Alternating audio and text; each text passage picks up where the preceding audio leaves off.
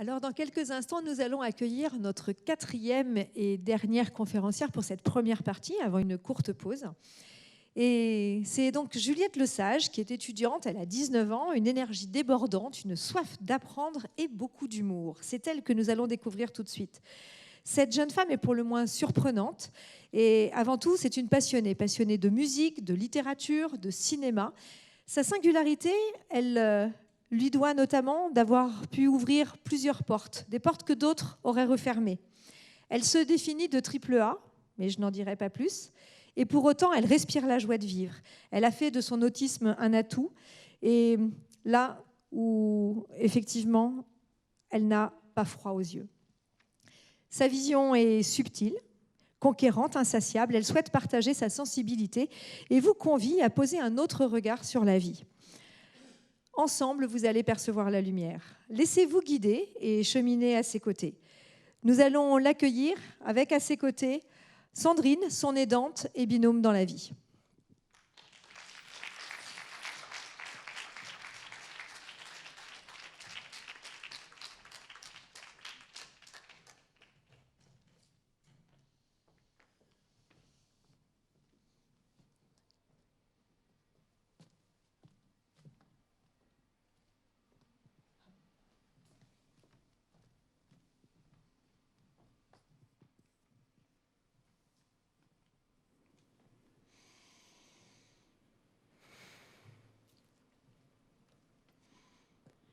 Je suis ravie d'être avec vous aujourd'hui pour donner des couleurs à vos vies. Alors, installez-vous confortablement et écoutez ma voix. Tout va très bien se passer. Eh oh, il y a quelqu'un ? Où êtes-vous ? Oh, mais oui, mais c'est normal. Je vous tourne le dos et vous ne me voyez pas. Ça tombe bien. Moi non plus. Dans ma toute petite vie, j'en ai vu des choses. À ma naissance, les médecins ont annoncé à mes parents que je serais un légume, incapable de parler ou de marcher. Je n'étais destinée qu'à être abandonnée, ou, si j'avais de la chance, à décrocher un job de rêve, rempailleuse de chaises. Ambiance.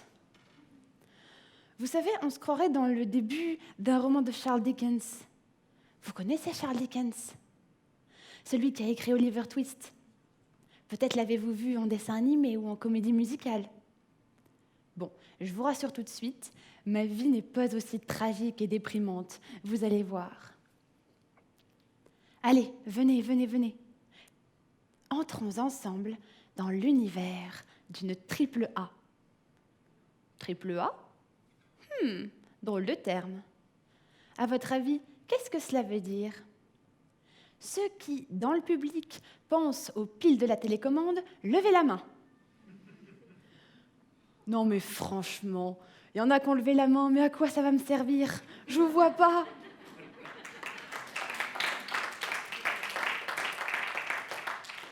Ça tombe bien, j'allais vous demander d'applaudir, vous l'avez fait pour moi, donc on voit qui a pensé aux piles de la télécommande.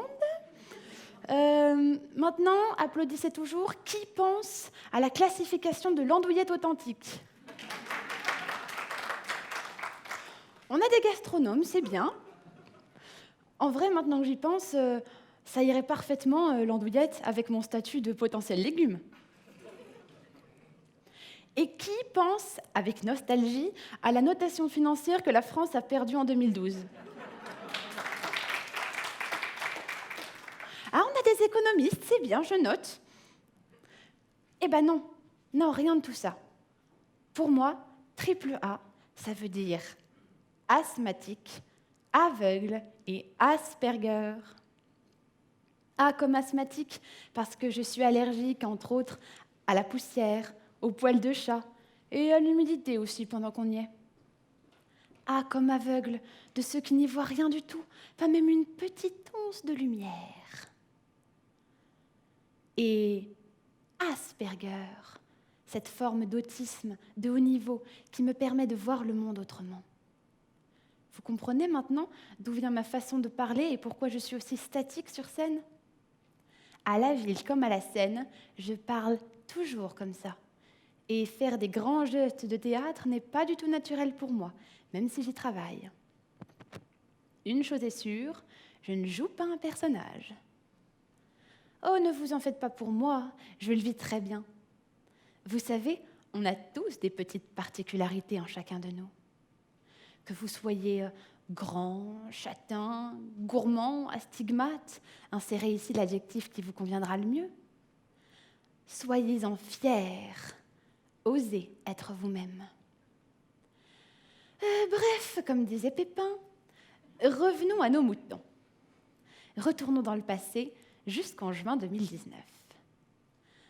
J'en avais ras la casquette de passer encore et toujours pour l'handicapé de service et de me sentir invisible. J'avais l'impression que les gens qui m'entouraient étaient littéralement aveugles et ne voyaient pas qui j'étais vraiment. On me laissait de côté, on faisait semblant de ne pas me voir, et sans cesse, on me rabâchait cette phrase. « Mais enfin, tu ne peux pas le faire !» Miro ou pas, qui n'a pas déjà entendu cette phrase au moins une fois dans sa vie ? Tu ne peux pas le faire. Par-dessus le marché, on me reprochait ma relation très forte avec ma famille. Coupe le cordon. Socialiste, toi. Tu ne réussiras jamais rien si tu restes toujours avec eux. C'est marrant comme ça, mais ces petites voix désagréables qui vous rabâchent sans cesse que rien n'a de sens, elles peuvent ruiner des vies et confiner des existences dans des coquilles cloisonnées. Il faut trouver le courage de s'en débarrasser, mais ça prend du temps, parfois des années, même si, dans des cas rares, ça vient sur un coup de tête, comme un déclic. Il faut trouver la force de les combattre et oser les faire taire. Moi-même, un jour, je l'ai osé. J'ai eu envie d'envoyer promener tout le monde et de crier « Stop !» une bonne fois pour toutes. Mais alors, comment faire pour briser les préjugés de la société ? Facile. Il me fallait réaliser quelque chose de fou, d'abracadabrantesque, de mirobolant. Et c'est ainsi qu'est né mon défi. Parcourir le GR20, ce mythique chemin de randonnée en Corse. La présence de mes parents était indispensable. Ils sont mes piliers et je comptais bien le prouver. Une équipe de professionnels nous accompagna également pour assurer notre sécurité. Pour ceux qui dormaient dans le fond et ne m'écoutaient pas, je vous vois vous piquer du nez. Le GR20 est donc un mythique sentier de randonnée qui traverse la Corse du nord au sud, ou inversement, tout dépend du chemin que vous choisirez d'emprunter. Il est considéré comme le plus difficile d'Europe, car c'est l'un des plus exigeants et des plus périlleux. Il compte très exactement 180 km de marche et vous offre des paysages époustouflants à perte de vue. Pour faire les choses encore plus simples, cette aventure prit place 2 semaines seulement avant les épreuves de mon baccalauréat. Autant vous dire que l'idée en a fait lever les sourcils à plus d'un. J'ai tout entendu. C'est bien trop dangereux, tu vas te blesser et abandonner. C'est complètement inconsidéré. Aucun aveugle de naissance comme toi n'est arrivé jusqu'au bout. Et les examens alors ? Et les révisions ? Tu vas louper ton bac en te laissant distraire. À la longue, tous ces conseils de prudence auraient pu m'inquiéter, m'empêcher de poursuivre mon rêve. Mais malgré les inquiétudes, je m'en sentais capable et je faisais littéralement une confiance aveugle à mon équipe. Et oui, quand vous croyez en votre projet, dur comme fer, rien ne peut vous retenir.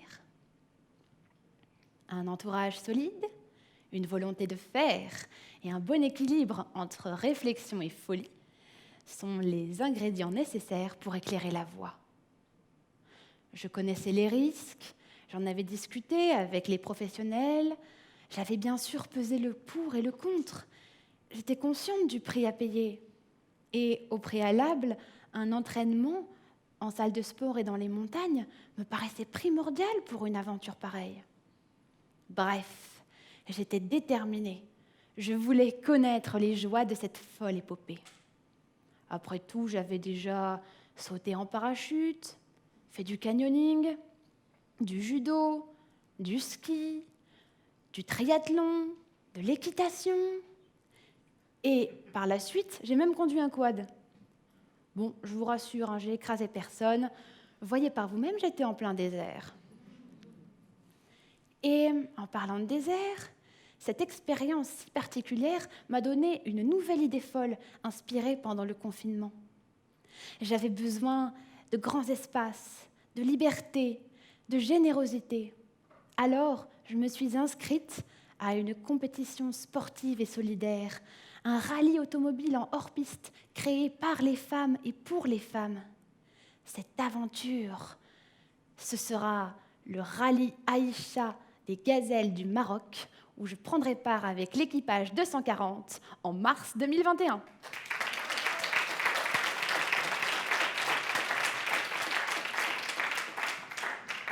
Vous n'en croyez pas vos yeux, hein? Alors autant vous dire qu'à l'époque, en 2019, je vous le rappelle, un défi comme le GR20 me paraissait autrement plus grisant que l'idée de rester enfermée chez moi, le nez dans mes révisions.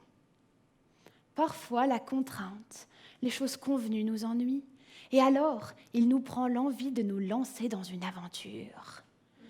Aussi grande soit-elle, on sait qu'elle chamboulera notre quotidien et qu'elle nous apportera notre dose de plaisir et d'adrénaline. Après tout, Mère Teresa ne disait-elle pas « La vie est une aventure, ose-la » ? Moi, je chamboulais mon bac. Mais vous, que bousculeriez-vous dans votre vie ? Et puis, fêter mes 18 ans sur un parcours semblable à ma vie, c'est-à-dire semé d'embûches, cela me paraissait romanesque, gigantesque, dantesque et surtout pittoresque. On le sait tous, la vie n'est pas un long fleuve tranquille et elle comporte sans cesse son lot de surprises.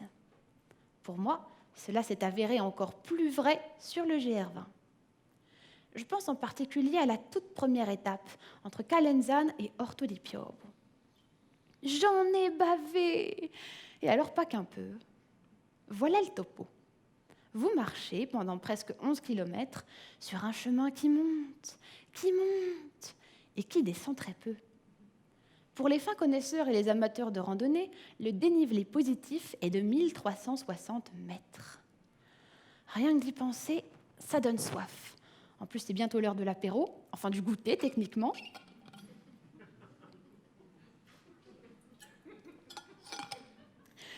Et donc, le GR20, cette étape, un randonneur moyen la terminerait entre 6 et 8 heures de marche environ. Mais pour moi, elle a demandé 11 heures d'effort. Je n'en voyais pas le bout. Il faut en plus savoir que sur cette étape, un grand nombre de randonneurs abandonnent, ce qui en fait l'une des plus difficiles du parcours. Et je n'ai pas flanché, même si à la fin, les rochers étaient devenus immenses dans mon esprit. Je ne voulais plus ni voir ni entendre parler de cette satanée caillasse.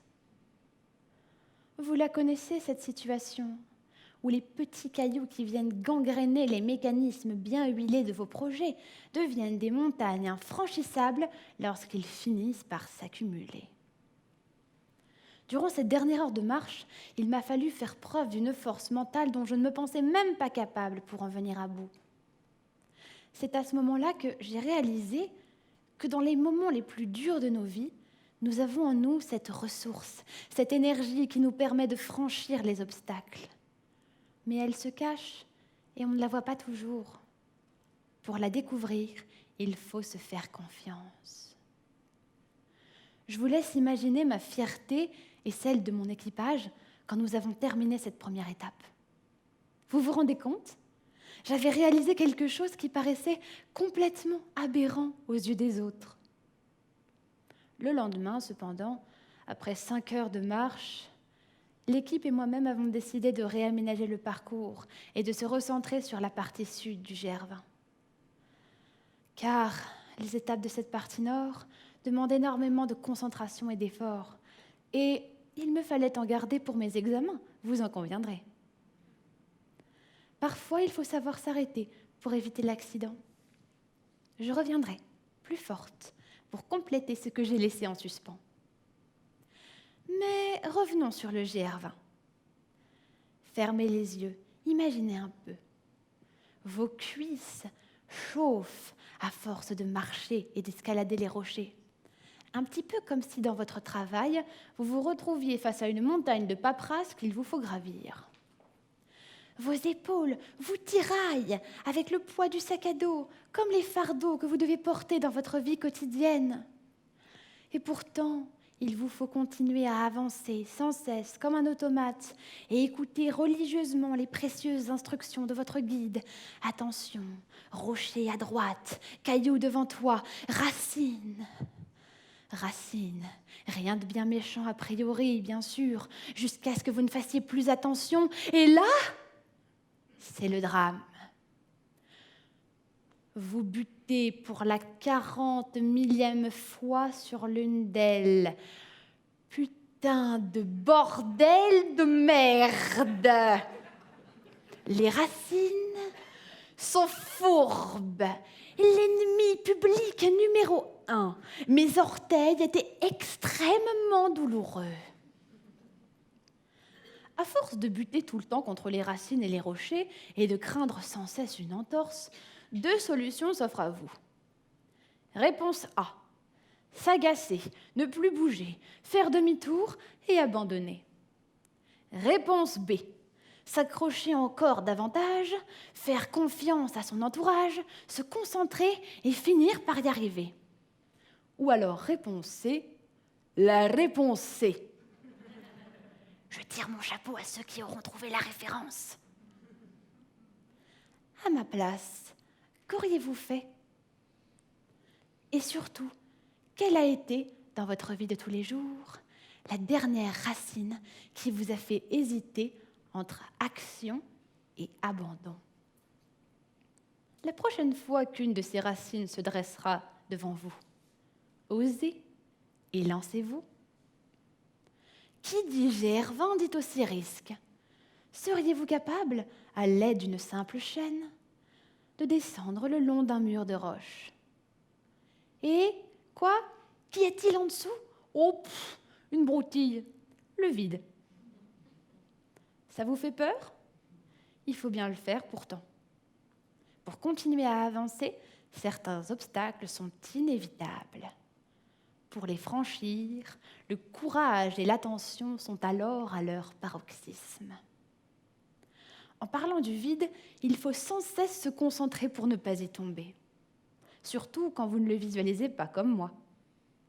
Une fois même, j'ai bien cru que j'allais y tomber pour de bon, mon pied gauche s'étant laissé entraîner dans un dévers, et si l'un de mes guides ne m'avait pas rattrapé à la seconde même, l'aventure se serait arrêtée là. Non mais franchement, vous m'imaginez arriver au bac avec les 2 bras et les 2 jambes dans le plâtre? Dans tout projet, l'accident est un risque à prendre en compte. Le meilleur comme le pire peut se produire. C'est pourquoi il est parfois bon de s'entourer de personnes capables de vous rattraper. Au-delà de ces dangers, ne vous arrêtez pas de vivre et appréciez la beauté de ce qui vous entoure. Moi-même, sur le sentier, j'ai pu savourer l'odeur du thym sauvage, le grondement des cascades et le chant des oiseaux. Des choses simples, comme celles auxquelles on se raccroche dans la vie de tous les jours. La nature est belle, non? Même sans la voir, on l'apprécie de 1001 façons. Mais si belle soit-elle, elle peut être aussi beaucoup moins agréable, comme lorsqu'elle vous déclenche un vent à décorner les bœufs qui souffle beaucoup trop fort et qui vous empêche d'entendre les consignes du guide. Cela vous dit sûrement quelque chose. Comme lorsque dans votre entourage, les réflexions acerbes et les ragots blessants vous sifflent aux oreilles et mettent en doute vos convictions et vos valeurs. Il faut savoir s'en protéger pour cheminer sur le sentier de la vie et entendre avec discernement. Au-delà du vent et des nuages, ce cher soleil pointe le bout de ses rayons dorés. Il est tout aussi capable de réchauffer doucement votre visage ou de vous brûler la peau. Un peu comme ces personnes de votre entourage qui vous paraissent brillantes et agréables, mais qui au final ne feront qu'entraver vos projets. On en a tous déjà croisé des soleils, plus ou moins inoffensifs. Ah, que de souvenirs sur le GR20. Tous me rappellent les petits bonheurs ou au contraire, les grandes difficultés auxquelles j'ai été confrontée. Parce qu'au fond, aucune aventure ne se fait sans obstacle immense ou sans joie intense, que l'on soit AAA ou pas.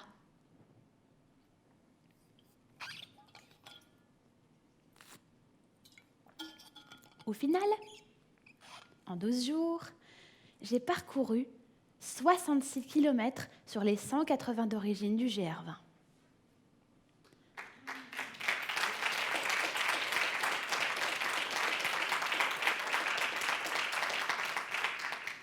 Ça paraît fou dit comme ça, mais si vous y réfléchissez bien, vous aussi vous parcourez votre propre GR20. Quelles sont les pierres qui vous barrent le passage? Quels sont les précipices qui vous donnent le vertige? Quelle est votre route? Et pourquoi l'empruntez-vous? Et surtout, seriez-vous prêt à vous lancer ce grand défi? Celui d'ouvrir les yeux? Cessez de vous laisser aveugler par ce qui vous entoure.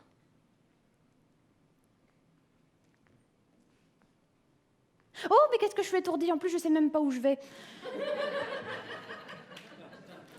J'ai failli tomber dans le vide, vous auriez été bien malin pour me rattraper. Oui, je reviens parce que j'ai failli oublier un petit détail d'importance. Et le bac dans tout ça? Eh bien, mention très bien.